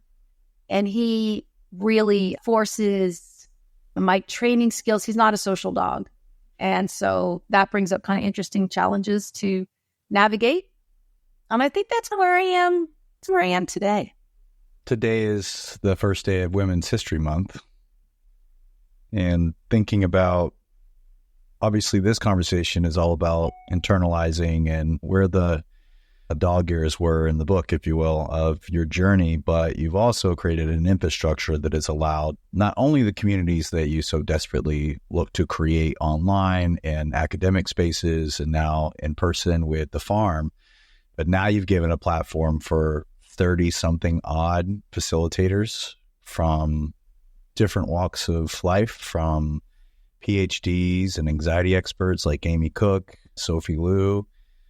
What was your inspiration in bringing all of these talented facilitators, experts from varied walks of life with different lenses and just have them converge on your online community, because I don't think that has been replicated yet. And that's an interesting thing to say out loud, because it's such a saturated market that you have been building this for 10 plus years. And it's become, I believe, what is pretty much a pillar in the dog training industry, whether it's behavior, agility, sport, etc.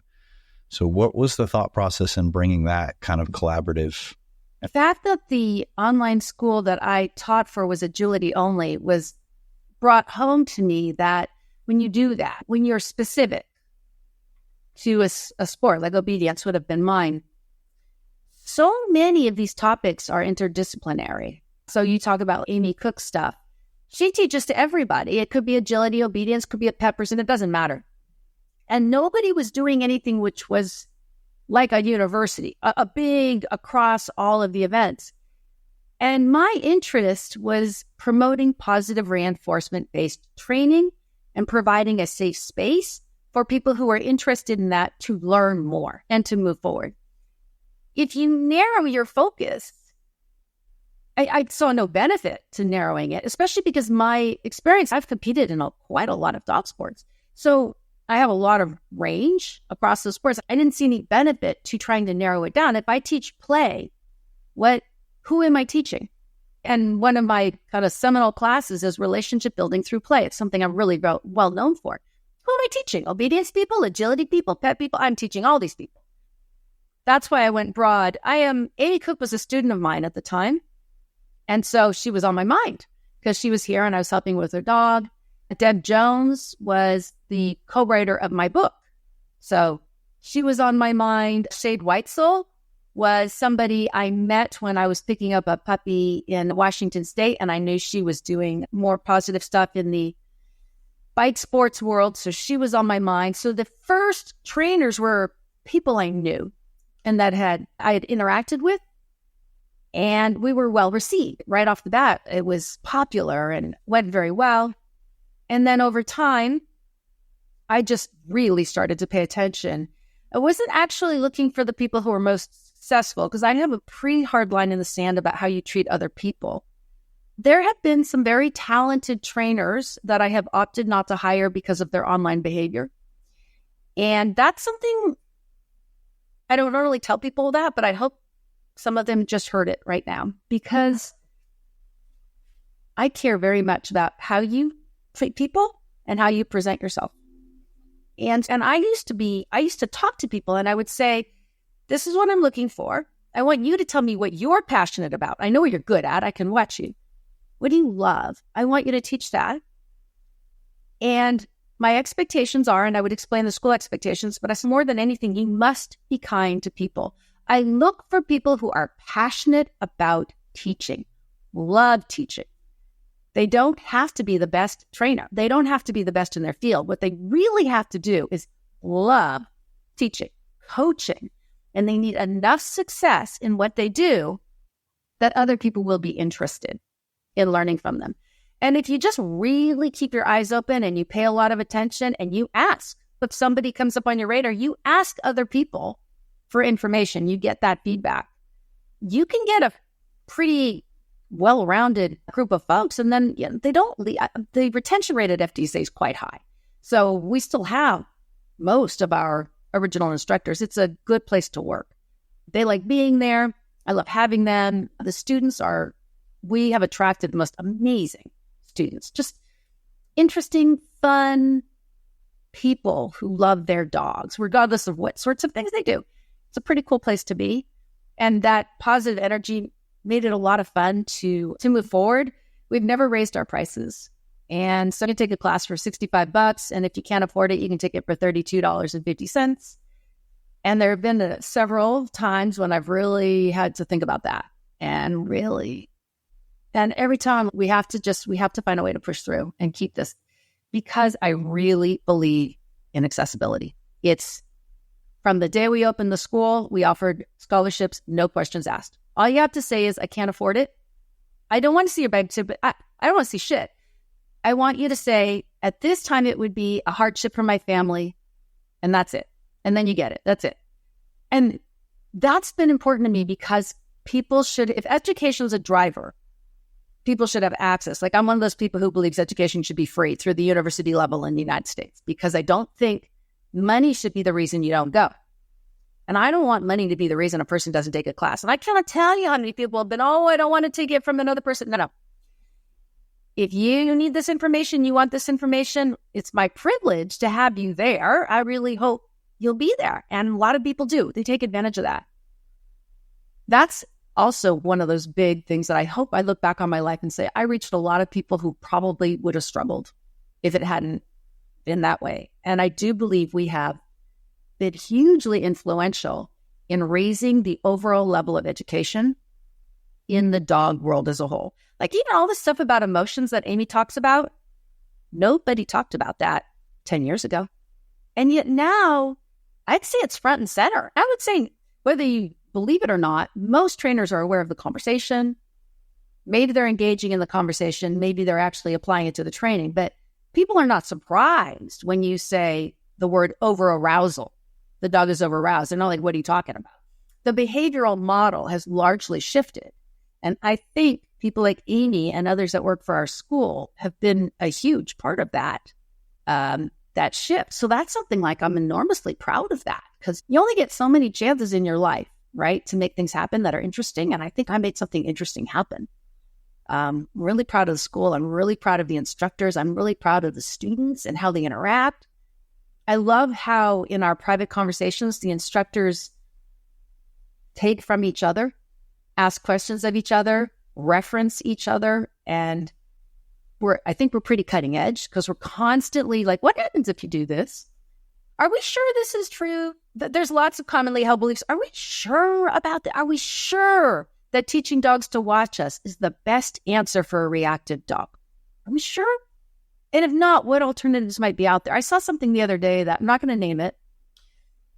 And I'm really thinking, I've seen two people doing it now, and I'm like, I want to watch this carefully. I'm watching this carefully, because maybe it's a great direction, or maybe it's a terrible direction.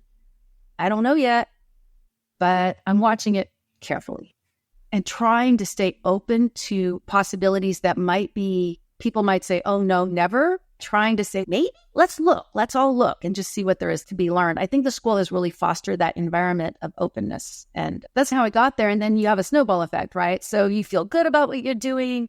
People are responding well. And then you want to try more. You're willing to take risks. Lemonade Conference grew out of a very difficult time. I don't know. Do you know the story how that came to be? Mm-mm. Oh, involved alcohol, as so many things do. I was crying into my beer because COVID hit, and I was going to announce the next day that we were canceling our in-person conference. And this was going to be painful on many levels, not the least of which was financial, because we'd already rented the building and paid for these things. You don't get that money back. It's not like that. And just the loss of camp was a big deal to us. So crying into my beer, thinking about how I'm going to do that. And I started talking to Margie Alonso, who was at the time, I think, the head of the board of directors over at IABC. And she was crying into her beer because they didn't know yet, but they were on the verge of canceling their conference. The difference was, if they had lost their conference, they're a nonprofit, we're a for-profit. They would have been in deep doo. They were in a bad spot because that conference was a big part of their income for the year. And we were talking for an hour, commiserating on the miseries of life. And I actually reached out to her and said, what are you guys doing? What have you done about your conference? And she says, oh my God, this is crappy. What are you doing? Oh, this is crappy. So we cried and drank. And then somehow, I don't know exactly how it happened, but there was what would happen if we took our conferences and put them online? And I'm like, I don't know. What's the worst thing that could happen? And we did some super fast math and said we could lose some odd thousands of dollars. All right. Now, the nice thing about being a nonprofit or for-profit is I can do whatever I want. Like, I don't have to ask anybody. So we decided to just do it, just like that. Now, she had to actually go back and get permission. I don't know how she did that, but anyway. And so basically, I went back to my staff and I said, we're going to host an online conference. We're going to do it next month. It's going to be all of the speakers we have and their speakers. We ended up with, I don't know, like 40 people. It was huge. It was huge. We're going to make it super cheap, super affordable. Everyone around the world who's struggling right now and miserable and sitting in their houses alone because they can't have friends and they can't go out, we're going to give them something. It's going to run 18 hours a day. We just ran it morning to night. So anywhere in the world, if you could get in there and you could participate. We were going to do multiple tracks. And if we lost money, we would pay for it because the last thing they needed, they just couldn't. It's a gift. And it was wildly successful in every way. We did not lose money. And people joined from all over the world and it was intense. It was nonstop. COVID was still hot and heavy the next year, so we did it again. Very similar. The third year we did it, but at this point, COVID was wrapping up, and it really was meant to be make lemons out of lemonade, make lemonade out of lemons. That's why we called it that. It had run its course. It had done its thing, but it was profound in terms of helping the dog community heal in a really hard time when people were scared. They were losing their jobs. They didn't know how they were going to manage. And it was pretty extraordinary. It was a really intense time. And Margie, my God, that woman, her ability to put out memes that will make you laugh and laugh and laugh. People every day would just basically line up to see what she was going to come up with this time. And she just brilliant, absolutely brilliant marketing on that one. And I think Lemonade sustained some folks for a good month or two because of the memes and the energy and the price. And then the recordings afterwards and talking about the recordings. And it was super cool, super cool. So we stopped that when COVID wrapped up and we went back to in-person camp. We had our first camp last year in Oregon and the next year we'll be in Ohio. And so we're back to in-person 3 days. But those events are pretty cool too. It's the same thing. Our first camp happened because we were online and somebody said, we should do something in person. I said, I guess we should. 2 months later, we had an in-person camp. Nobody arranges an in-person camp, but we just did it. We just rented a building. Oh my God, we had 2 bathrooms for 300 people. We didn't know. We didn't know the details. We learned. So 2 bathrooms and all those ladies. And we didn't really understand parking. So we know that they had parking, but we're like, people will carpool. Just tell me I'm going to tell you right now. Nobody carpools. People don't. There was no carpooling. There was nowhere to put the cars. I was in the parking lot telling people, you got to be closer. We had those cars like 4 inches apart. Get in the trunk. Go through the trunk. We can't move the cars. But it was a community event. It got people who attended the first conference are pretty excited about it because it was that feeling of doing something kind of crazy and new was pretty front and center. And so we're back at it. So I was so excited to be back in Oregon this year. And already people are starting to line up around Ohio saying, camp, when are we doing camp? It's not till October. I know, but let's talk about it now. So we're getting that community. As you can tell, community is important to me. People are important to me. And getting that side out of people is so cool. Yeah, camp's back on the agenda. So that was Lemonade. That's how we got there. And I would ask you what's next, but it sounds to me like all of these big evolutions happened at a moment's notice. Is more or less a spark that turned to a blazing forest fire very quickly. Yeah, the problem with thinking is you start to realize what a bad idea it is. So the trick is just to gloss over that and be so deep in by the time you realize that was not your brightest bulb moment that you can't really back it out. And if the energy is right and the right people are in there, I have pretty amazing staff that work at the school.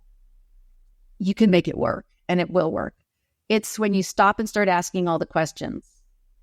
That's when you become paralyzed. And it's true dog training too. People, I want to have the perfect sit. So they don't have a sit for 2 years because they can't just accept the fact that there's no guarantees. And so their fear of failure makes them stop.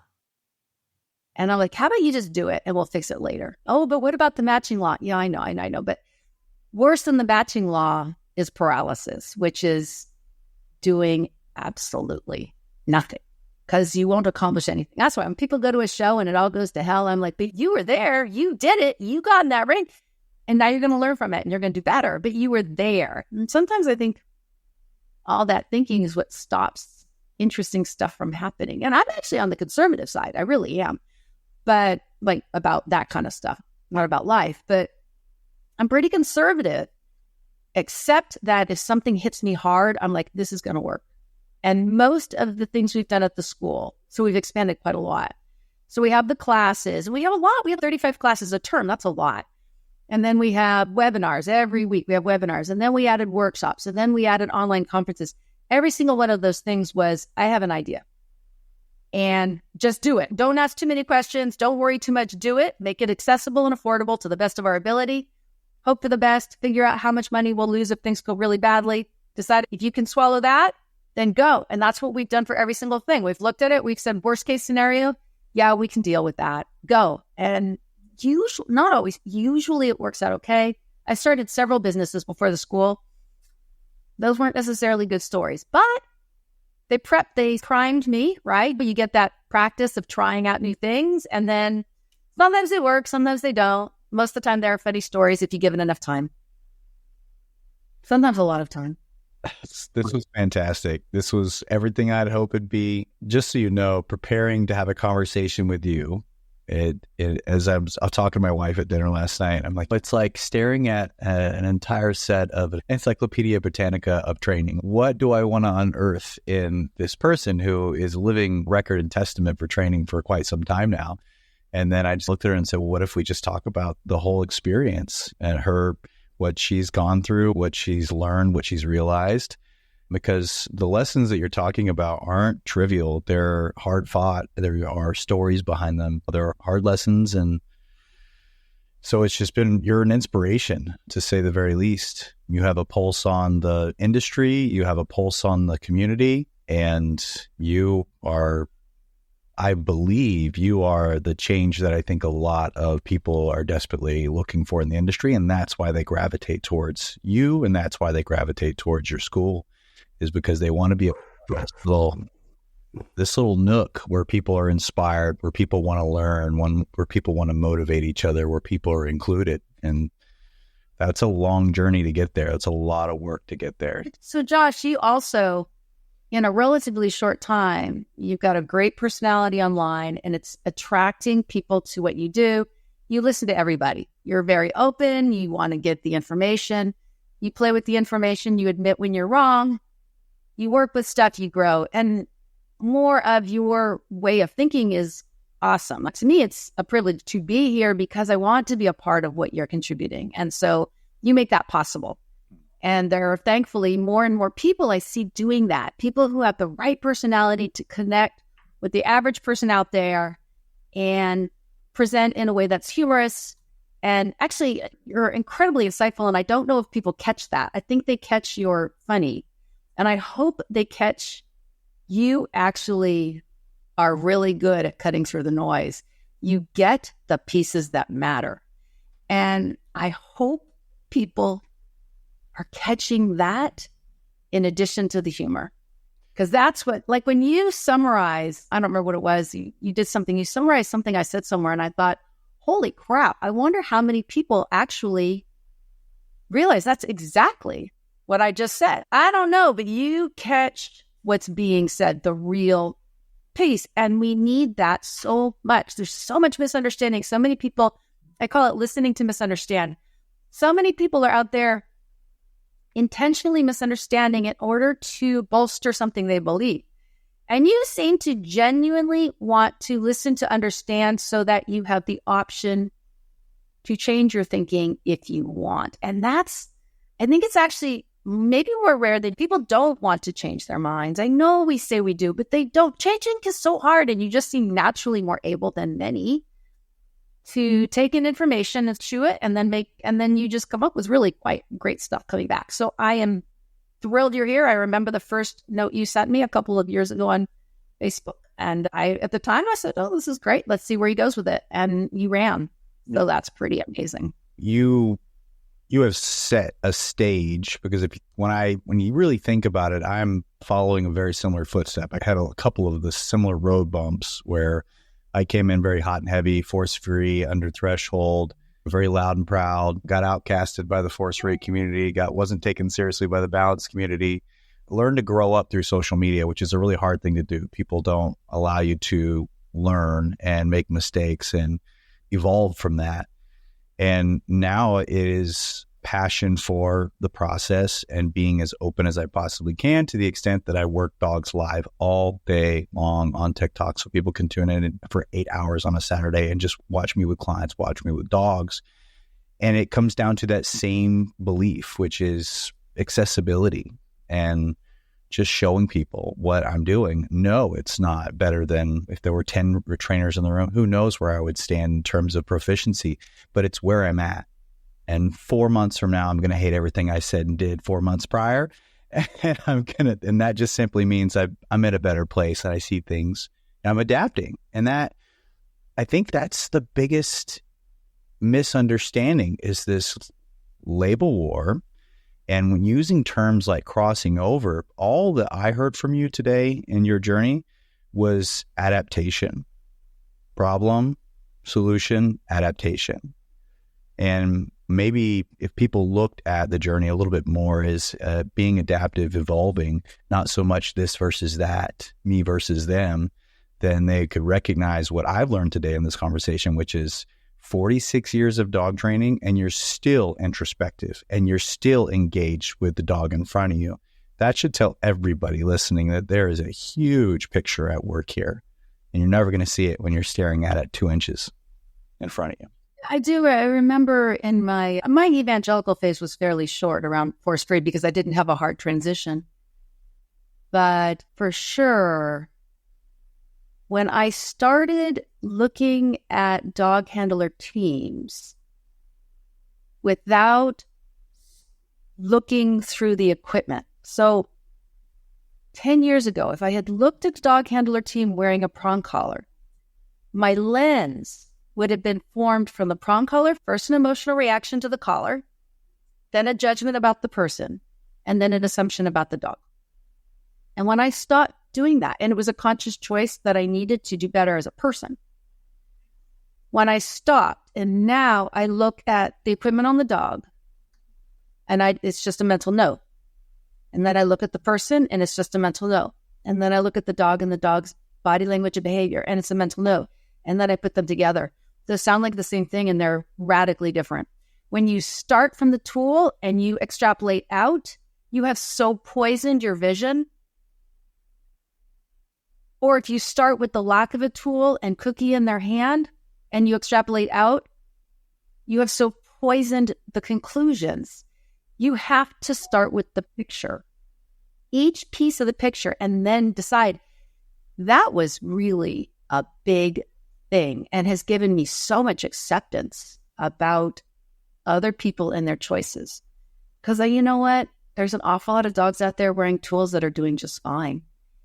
And you can say what you like, but if I took Photoshop and I erased around the dog's neck and you just saw the dog, you would never know the dog's behavior is fine. And there are other dogs that look like death warmed over, wearing a harness just because we didn't necessarily cause it, because the dog is sick, because the dog is bored. It could be. What a change in my vision. And then thinking about, why did I even do that? Like, why? What does that say about me that I was so busy interpreting dog training, which is very important to me, through equipment? How can that possibly be the place to start your observation? And that led to something you just mentioned, which is just a huge amount of work on myself. Really, because I mentioned earlier, I had literally the most judgmental family on the planet. I wrote a blog, you can look it up, called The Weed People. And not that kind of weed. Weeds is in the garden. And it's about my mom, who's passed away, and it will give you a sense of what I grew up with. But such a judgmental perspective. Everything was, I'm right, you're wrong. I know everything, you're stupid. And I have come such 180 degrees to my new favorite internal expression is, it just is. It just is. There's something going on out there. I can make all sorts of guesses about why you said it, why you did it. It just is. I can't possibly know that. I'm not in your world. It just is. And I need to accept that. And I accept it without a strong emotional load. And then my other big one is I don't understand. The difference is I don't understand means I don't understand and I'm still having a really hard time emotionally with it. Because at this time I don't understand what I'm looking at and it's hurting me. It just is. I don't understand what I'm looking at, but I'm okay with that. And there's so much of the dog world. It just is. I'll never know why. Something happened to a friend of mine. It was a tragedy recently. Involves her dog. It just is. I will never be able to know why it happened. Nobody will ever know. And I don't have to spend my time contemplating, speculating. That's just going to cause harm. So I just accept it is. And man, that's a hugely impactful thing for me to be getting to that place in my life where I can let things flow around me and just let them happen and not feel that I don't have to have an opinion. It can just happen around me and be sad or be good without understanding it. It can just be. It just is. Life is complicated and most of it we won't ever understand, and that's okay. Yeah. So pretty cool to be there. Yeah. Yeah. It permeates from you and from your community. So I just want to say again, this is such a cool conversation. Like, you're a hero. I get a chance to talk to my favorite people, and you're probably the biggest hero in my mind. I even told my community, because they said, "It's Fenzi, Denise Fenzi," and I said, "I will fanboy out so hard I won't get words out." And I literally gave it a month until I asked, because I really do admire you. I see you for the position that you've taken in the community. I see you for the value that you've added to dog training and the incredible people that you've brought into the equation to also add to that mission statement in the Fenzi organization. So thank you so much for hanging out with me today. Anytime. I'll come back. We'll talk about whatever you want. Oh, that's perfect. Music to my ears. Thank you so much. All right.